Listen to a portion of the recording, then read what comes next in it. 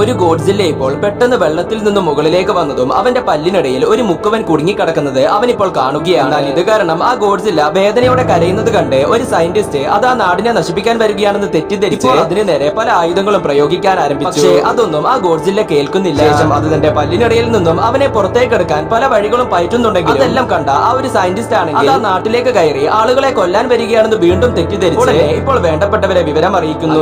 അധികം വൈകാതെ ഇപ്പോൾ നാട്ടിലേക്ക് എത്തിയ ആ ഒരു ഗോഡ്സില്ല അയാളെ പല്ലിനിടയിൽ നിന്നും കളയാൻ വേണ്ടി ഓരോ കെട്ടിടങ്ങളിൽ അവന്റെ പല്ലുരക്കുകയും അടുത്തായി ഒരു വ്യക്തിയെ കണ്ട് അയാളോട് സഹായം ചോദിക്കാൻ അയാളെ അവനൊന്ന് നോക്കിയതും അടുത്ത നിമിഷം ആകെ ഭയന്ന് പറിച്ച അയാൾ കുറച്ച് ഷാമ്പു എടുത്ത് ആ ഗോഡ്സില്ലയുടെ കണ്ണിൽ തേക്കുന്നു.